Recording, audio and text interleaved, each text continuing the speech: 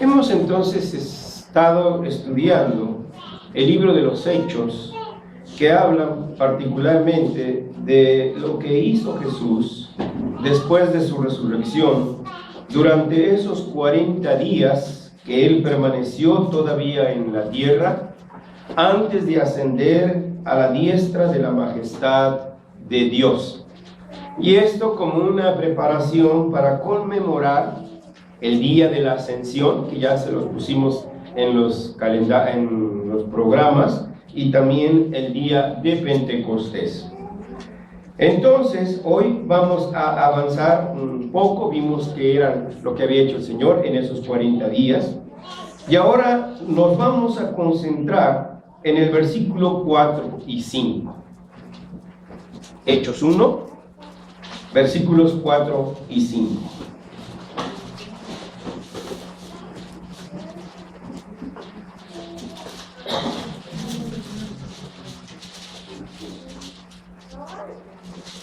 Vamos a leerlo todos juntos. Solo son 2 versículos.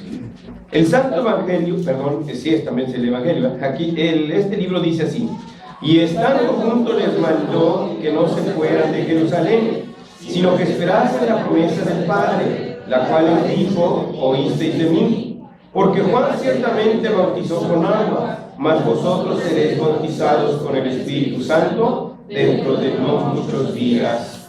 Amén. Vamos a orar. Nuestro Dios y Padre, una vez más llegamos ante tu presencia. Primero, Señor, agradecidos por concedernos el inigualable privilegio de adorarte en la comunión de los santos, aunque de una manera débil e imperfecta, Señor, porque tus santos ángeles te adoran como tú lo deseas. Sin embargo, Padre, tú aceptas nuestra adoración por la mediación de nuestro Señor Jesucristo. Pero no solo eso, Señor, sino que además, a través de la republicación de tu Santo Evangelio, tú edificas nuestras vidas, fortaleces nuestra fe y nos das dirección, Señor, para continuar siendo testigos tuyos a lo largo y a lo ancho de este mundo. Te pedimos que tu Espíritu Santo nos conduzca a través de tu palabra al conocimiento de tu verdad, al entendimiento de tu verdad, pero sobre todas cosas, al hacimiento de tu verdad. En Jesús oramos. Amén. Amén. Es un pasaje muy corto, cierto, pero la verdad que sí exigiría bastante tiempo y bastante explicación. Quienes hemos caminado por algunos años aquí recordarán que en otra ocasión tuve la oportunidad de predicar sobre el carismatismo y su influencia en la iglesia presbiteriana, y como las series que predicamos pues nos llevan bastante tiempo. No es precisamente esto lo que vamos a hablar, pero sí un punto que toca y que a veces inquieta a nuestras iglesias presbiterianas. Lo que encontramos aquí en estos 2 versículos, ¿sí? En el primero, simple y sencillamente es una promesa, ¿sí? Una promesa que vamos a ver, pero enseguida una aserción, una explicación de qué consiste esa promesa. Y eso es lo que nosotros entonces tenemos que explicar esta tarde. El versículo 4, como leemos, y estando juntos les mandó, un mandamiento, y estaban, nótese, juntos, no dispersos. Les mandó que no se fueran de Jerusalén, quieto, quédate ahí, sino que esperasen la promesa del Padre, la cual les dijo: oísteis de mí. Jesús, en este versículo que captura Lucas, está informando a los apóstoles que está por enviar sobre ellos lo que el Padre prometió. Juan 14, versículos 16 y 17, Hechos 26, 1, 8, hablan de esa promesa. Y se refiere al Consolador, al Espíritu Santo, el cual los capacitará para ser verdaderos y eficaces testigos de Cristo. Pero ellos debían de permanecer en Jerusalén hasta que recibieran ese gran don. Esta promesa se cumplió en el llamado día del Pentecostés, que en realidad es el Shavuot, la fiesta de las cosechas. En el libro de los Hechos se aprecia claramente que por medio de las palabras de Jesús, es decir, el Evangelio, y por medio del derramamiento del Espíritu Santo sobre ellos, fue que entonces llegaron a ser verdaderos testigos de Cristo. No perdamos de vista que dijo, la cual ya les había enseñado. Tenían la instrucción, diríamos, académica, pero les faltaba el Espíritu. Y no se puede tener una y prescindir de la otra. Ni existe tal posibilidad. Pero no podemos decir, tengo el Espíritu Santo. Bueno, sí, incluso algunos hermanos llegan a decir, no, todo lo que yo deseo, a mí nadie me lo enseñó. El Espíritu Santo me lo dio.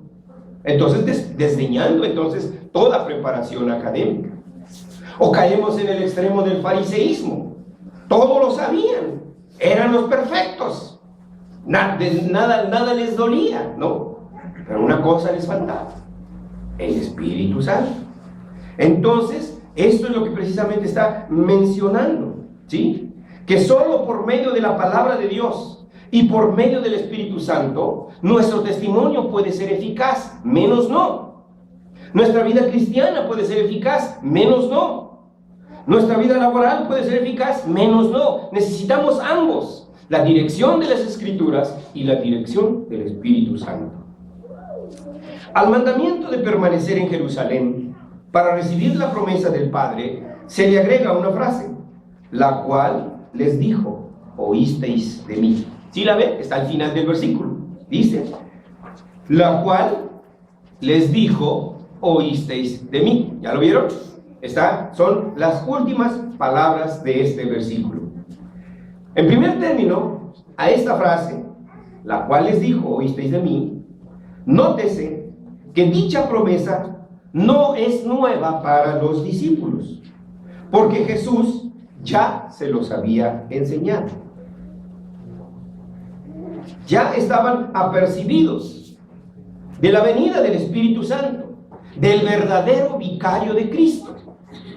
En segundo lugar, les quiere decir que no deberían de esperar de Dios, escuchen, no deberían de esperar de Dios lo que a ellos les parecía bien, lo que ellos creen que es correcto, lo que ellos creen que es justo.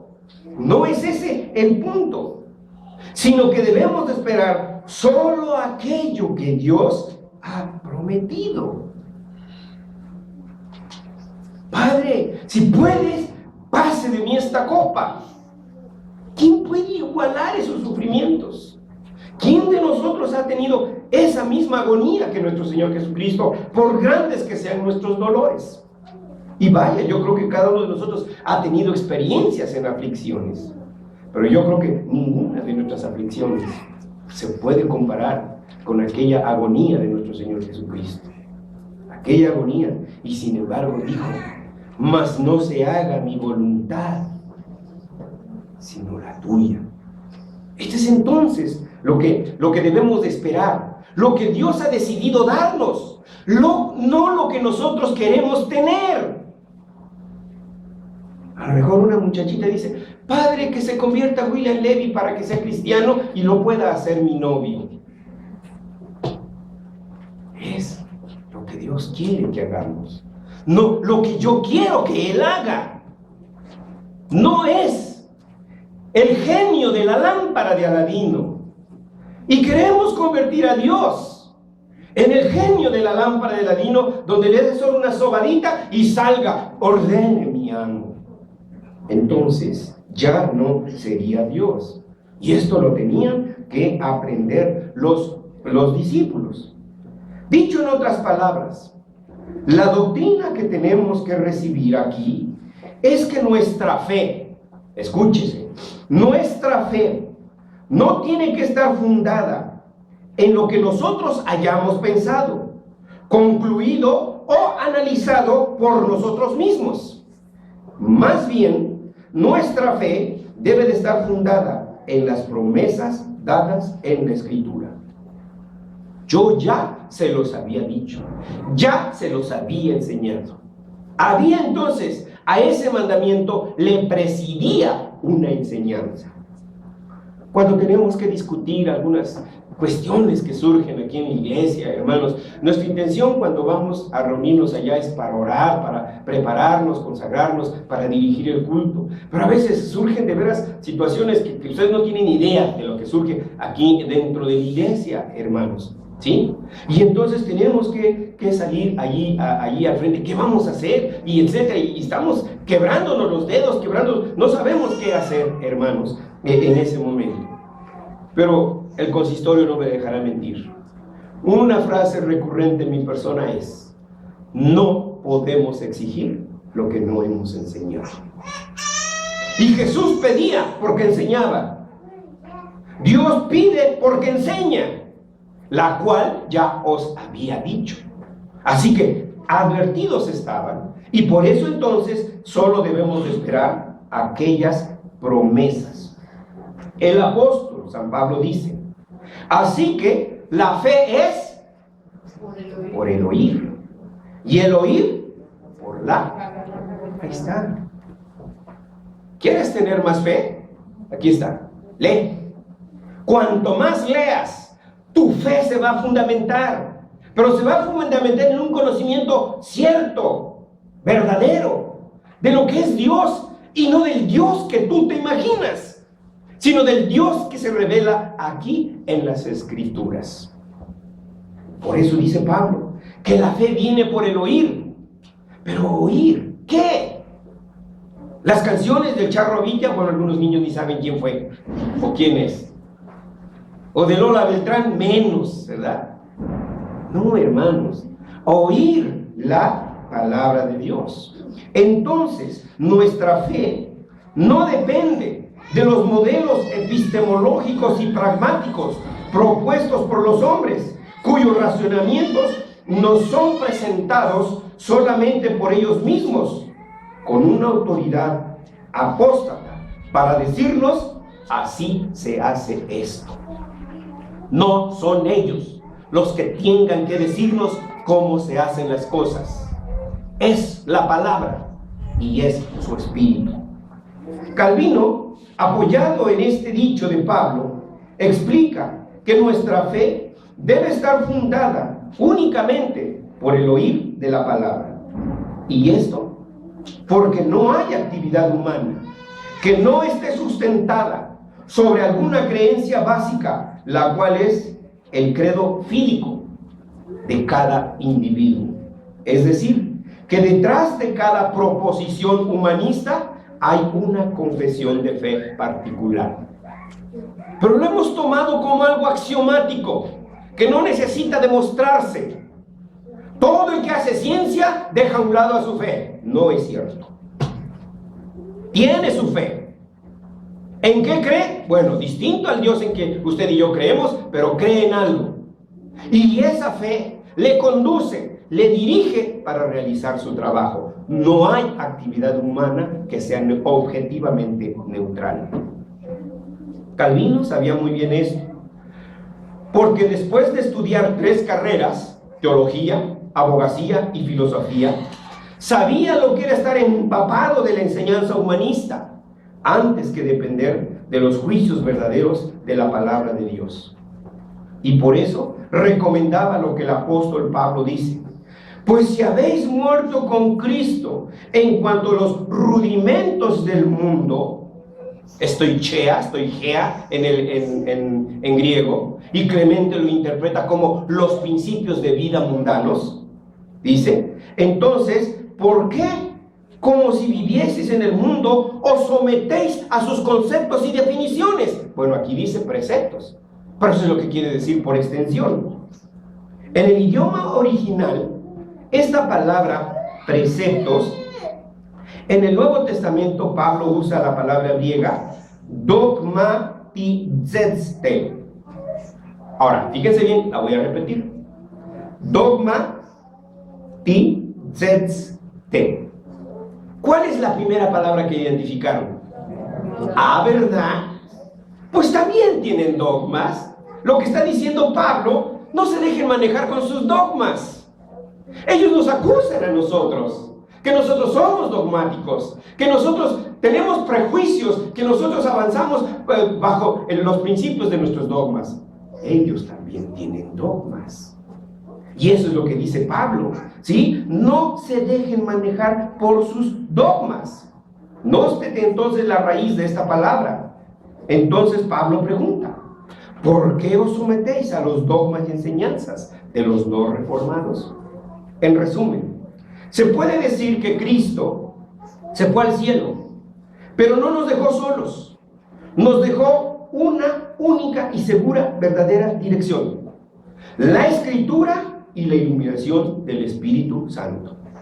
Esta era la promesa del Padre, la cual anteriormente ya se las había enseñado Cristo. Véanse los capítulos 14 y 15 de San Juan. Este es, pues, el segundo punto que tendremos que discutir ahora: el bautizo del Espíritu Santo. Porque esa frase está citada en el siguiente versículo. ¿Lo leemos? Porque Juan ciertamente, dije, ¿lo leemos? Ya habían cerrado su Biblia, ¿verdad, hermanos? ¿Le leemos?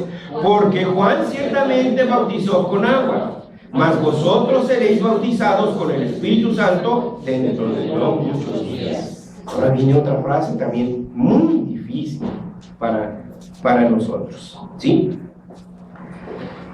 Por eso el maestro agrega: porque Juan ciertamente bautizó con agua, pero ustedes serán bautizados por el Espíritu Santo. Lamentablemente esta frase ha sido muy distorsionada, principalmente por grupos fundamentalistas y evangelicalistas. Ellos consideran que el bautismo del Espíritu Santo es una segunda experiencia que viene después del llamado nuevo nacimiento, el cual se da por la fe del hombre. Nótese, este se da por la fe del hombre. Nótese que con esta manera de pensar se dice que el bautismo del Espíritu Santo, según ellos, es un premio, es una recompensa por haber tenido fe en Cristo. Como yo te hice el favor de creer en Cristo, de tener fe, ahora tú págame, ¿sí? Ahora tú págame con el don del Espíritu Santo. ¿O no eso es lo que quiso hacer Simón? Y ahí se las palabras simonías. ¿Cuánto porque me den el Espíritu Santo, no? Eso les dijo, vean Hechos, ¿no? ¿Sí? Entonces, ¿cuánto me das? Y prácticamente es como si este fuera algo con lo que estamos haciendo una acción coercitiva al Señor. Todo lo que tenemos del Señor es de gracia, nunca de recompensa. Además, nuestros hermanos lamentablemente siguen agregando que este bautismo del Espíritu Santo viene con señales visibles, como dice Mateo, que leímos: el Espíritu Santo y fuego, ¿no? Y vea usted esos predicadores como se desgañitan, se desgarran, y no, casi fariseos, ¿no? Se desgarran la ropa, ¿sí? Estos hombres, ¿sí? Porque dicen es fuego. Hermanos, yo creo que aquí cualquier médico sabe ¿qué hace el fuego? Si ponemos una aguja y le ponemos un fuego, ¿qué va a pasar con esa aguja? Se esteriliza, se purifica. Eso es lo que está diciendo, simple y sencillamente, que ese bautismo nos va a purificar, que ese Espíritu Santo nos va a purificar, que la acción que nuestro Señor Jesucristo, que es verdaderamente su sangre, es la que nos purifica. Ningún otro elemento, ningún otro hecho, ninguna otra obra. Pero agarran fuego como que tienes que gritar y hacer aspavientos y dar de manchicuepas y no, hermanos, tranquilo, serio es el asunto, por si no tenemos solitario en el estómago. Entonces, ¿cómo debemos seguir? ¿Cómo debemos seguir explicando este fenómeno? ¿Sí? Pues agrega que dentro de estas señales visibles, entre las cuales sobresalen la glosolalia, o lo que ellos llaman don de lenguas, que en realidad no son lenguas, si ustedes han tenido oportunidad de escucharlos. Son meros balbuceos de un niño que está aprendiendo a hablar. Ah, pero hasta intérpretes tiene. Como el hablar en lenguas es una práctica muy difundida hoy en día, incluso ha traspasado barreras denominacionales, incluso los llamados católicos carismáticos hasta tienen su página web, si ustedes quieren accesar a ellos. Es necesario entonces que pongamos atención en lo que nos dice la Escritura acerca de ellos. Repito, este no es un estudio sobre el carismatismo. Ya lo hemos presentado. Creo que es necesario volverlo a repetir para que nos refresquemos un poquito esas ideas. Bueno, en su momento con el consistorio lo discutiremos y veremos en qué momento lo vamos a poner nuevamente. Pero lo que sí debemos de aclarar es lo que a la luz de las Escrituras encontramos de este llamado fenómeno del bautismo del Espíritu Santo, cuya señal principal es el don de hablar en lenguas. En primer lugar, hermanos, en el Antiguo Testamento no hay, ni siquiera en los mensajes proféticos que hablan del Espíritu Santo y Pentecostés, ni una mención de hablar en lenguas. Búsquenlo, no hay. El Antiguo Testamento habla de la profecía, habla de curaciones, de milagros y de la obra del Espíritu Santo en la creación. Génesis 1 dice, y el Espíritu del Señor, ¿sí?, se paseaba sobre las aguas. Pero nunca alude la glosolalia o el llamado don del león, el don de lenguas, ¿sí? No lo incluye. Pero si yo estuviera frente a un pastor pentecostés, lo más seguro, ¿sí?, que me refutaría de inmediato y diría, no, un momento, vete a Isaías 28:11. A ver, supongamos que no es cierto, hermanos. Lean ustedes, alguien, por favor, Isaías 28:11.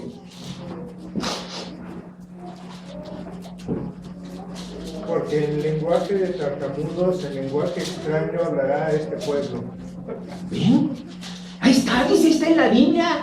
Y si los han escuchado hablar, no se les entiende nada, ¿sí? Y dice, no, mira, pues aquí está, lengua de tartamudos, en extraña lengua hablará a este pueblo. Hermanos, pero es Dios hablándole al pueblo. ¿Es el Espíritu Santo hablarle al pueblo? No, hermanos, hay que verlo en su contexto, ¿sí? No se refiere a la glosolalia, se refiere el hablar de una lengua extranjera por parte de los asirios que invadirían a Israel. El juicio de Dios estaba por venir sobre Israel y pronto tendrían. Si nos invadieran los americanos, pues tendríamos aquí la lengua americana sobre nosotros. Si nos invadieran los alemanes, tendríamos a los alemanes sobre nosotros. Ellos iban a tener lengua extranjera sobre sus cabezas. La lengua de los asirios. Este versículo hay que relacionarlo con el anterior, el 10. ¿Alguien lo lee?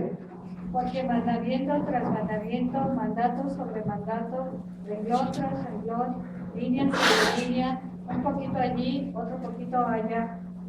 Muy bien. Mandato tras mandato, renglón tras renglón. Este versículo 11 tiene que leerse con el anterior y con todo lo demás que está antes y lo que está después.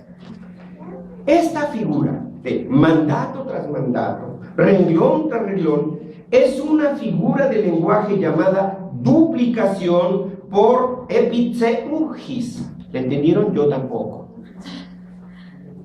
Es lenguaje técnico de los filólogos, pero sí habla de un recurso que nosotros inconscientemente, nosotros no sabemos, pero inconscientemente usamos esas figuras de lenguaje. ¿Sí? ¿Sí? No se asomaron, para no decirlo en español. Bueno, tengo que traducirlo, los que no lo saben. No seas burro. No, por más tontos que seamos, ninguno de nosotros es burro. Ni tiene orejas de burro, ni pelo de burro, ni nada. Pero vean ustedes cómo sí usamos el lenguaje figurado. Entonces, si usamos esas figuras de dicción, bueno, quienes se han dedicado a estudiarlo, pues los han clasificado y les han puesto nombres. Y a esta forma de expresarse le llamaron duplicación por epitseugis. ¿Qué quiere decir esto? Bueno, esta duplicación tiene la intención de hacer énfasis en los burladores. Vente para acá. Ahí está la duplicación. Un emisor allá. Ven para acá. Ahí está la respuesta. Vente para acá. Ahí está la duplicación. ¿La vieron? Esto es, hermanos. Esto es sencillamente. Entonces, ¿por qué andamos buscando por aquí y por allá? Oiga, pero todavía no me lo explica bien. Bueno, por eso vamos despacio y vamos al contexto. En hebreo, aquí no se nota bien, pero en hebreo escúchenlo con atención cómo se oye. Sab, sab, sab, lab, sab. Repite, sab, lab, sab. ¿Ven? Exactamente las mismas palabras. Luego dice, kaf, la kaf, la kaf. Las mismas palabras. Y termina diciendo, sersham, sersham. ¿Ven? Las mismas palabras. Es como si fuera una repetición burlona. ¿Pero de quién se está burlando?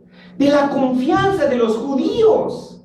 No, Dios no hará ni nada. Por eso, este versículo explica entonces el número 11. Ahora, ¿quién tiene abierto este pasaje? Isaías 28:11. Porque lengua de tartamudos y en extraña lengua hablará este pueblo. Gracias. Ahora, el versículo 14. Por tanto, varones burladores que gobernáis a este pueblo que está en Jerusalén, oíd la palabra de Jehová. Varones, ¿qué dice? Burladores, que gobernáis a este pueblo. Eran los líderes de Israel. Ay, sí, Dios nos va a castigar. Uy, sí, qué miedo tengo, el día del juicio va a caer fuego.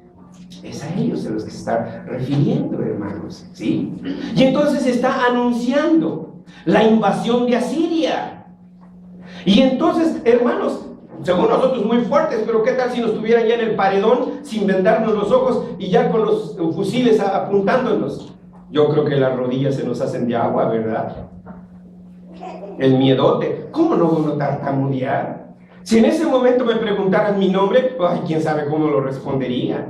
O a lo mejor ni lo respondo y me desmayo. Por eso dice, tartamudearás ante el espanto.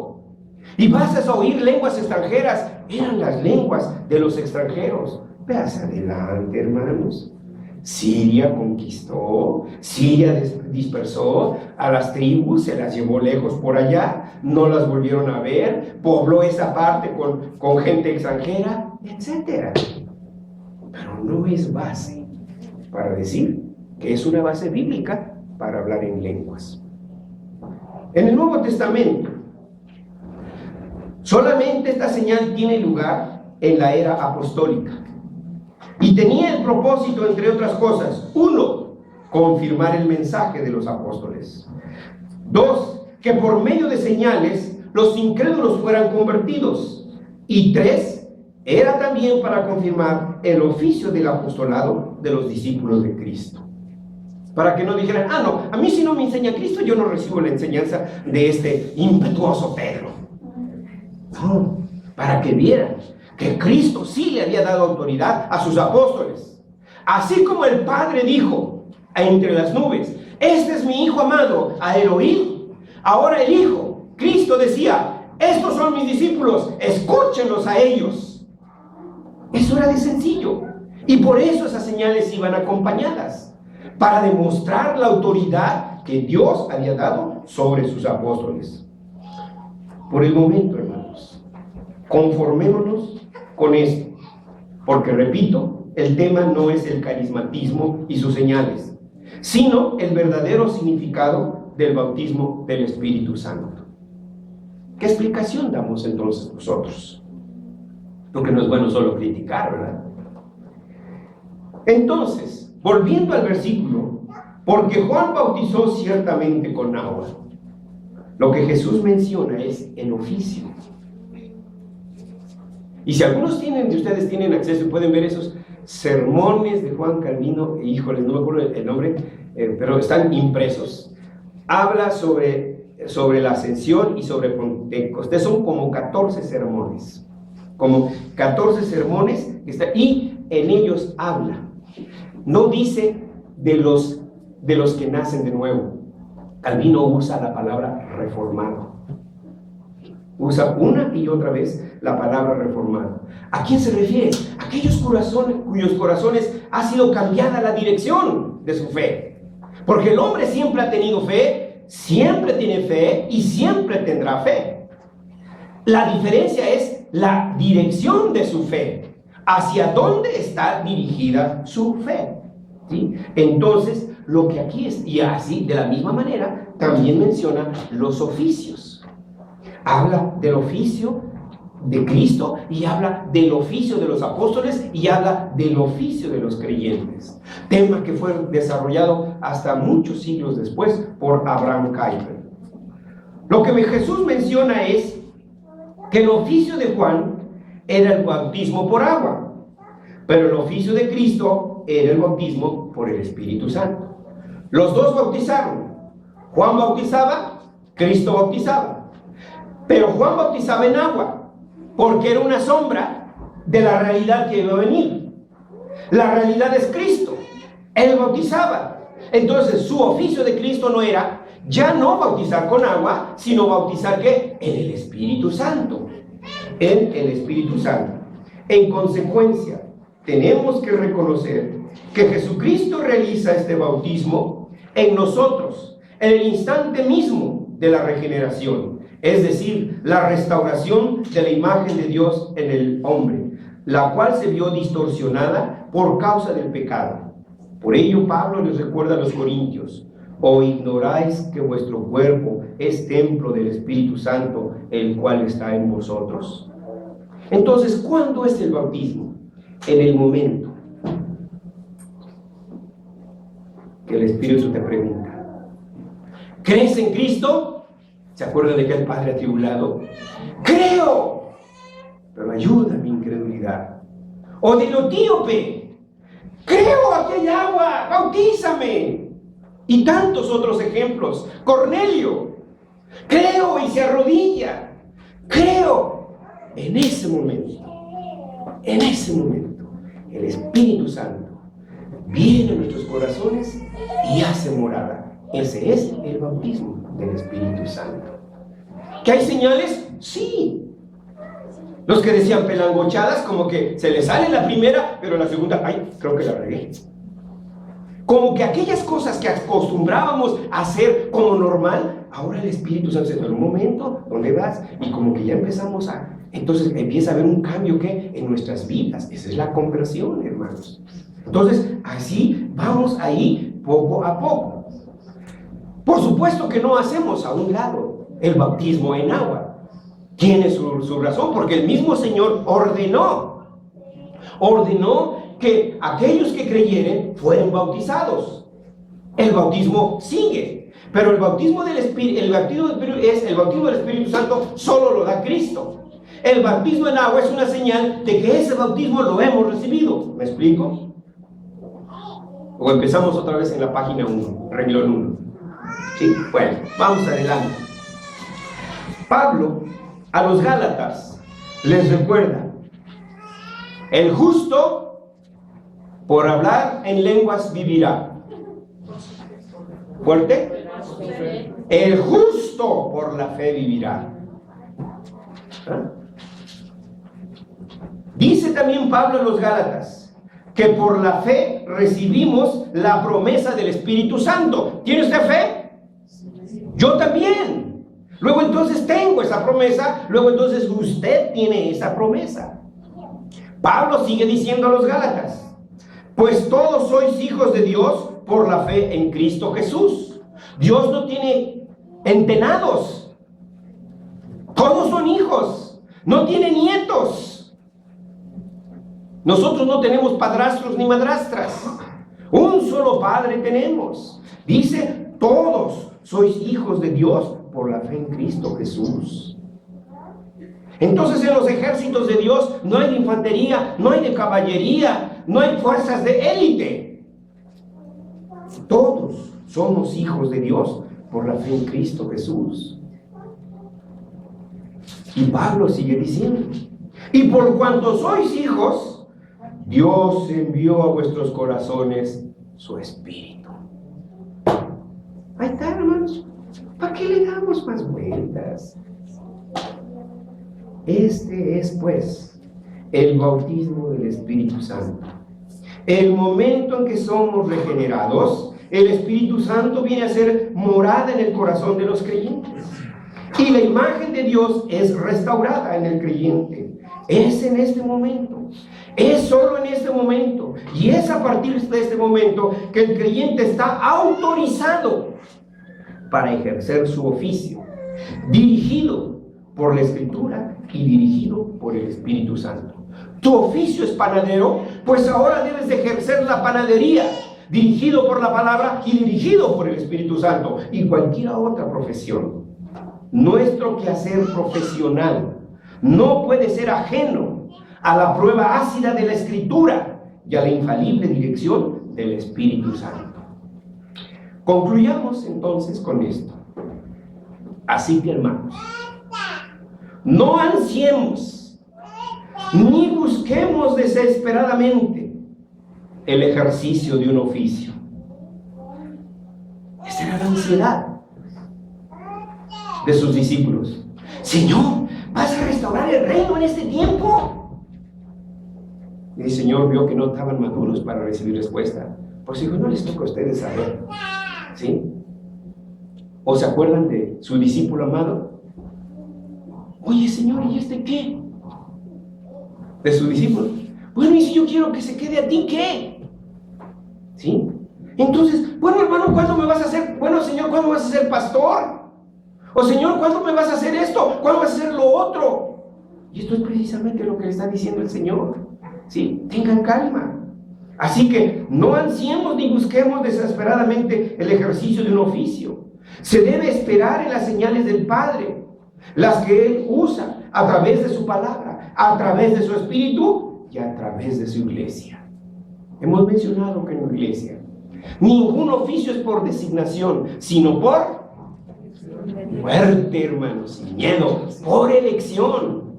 ¿Y quién hace la elección? La iglesia. ¿Y quién dirige a la iglesia? El Espíritu Santo. Entonces, hermanos, ahí vamos. Por tanto, ¿qué implica ser bautizados en el Espíritu Santo? Que ahora pertenecemos al cuerpo glorioso de Cristo, que es la iglesia, en medio de la cual Dios habita y es proclamada su verdad. Estamos en el mundo, pero no somos del mundo. ¿Qué implica tener la imagen restaurada? Implica que ahora por la palabra y por el Espíritu podemos llegar al verdadero conocimiento de la santidad. Es decir, que estamos con la capacidad, fundados en la Escritura y en la dirección del Espíritu Santo, podemos decidir qué es lo bueno y qué es lo malo, pero solo dirigidos por la palabra. ¿Y qué significa tener autoridad para ejercer nuestro oficio? Que ahora no somos extranjeros ni advenedizos, ni ejercemos nuestros oficios en apostasía, sino que estos oficios son realizados con visión, autoridad y poder. Así que, hermanos, aquí y ahora y en este momento, salgamos a ejercer nuestros oficios por Cristo y por su reino. Vamos a orar.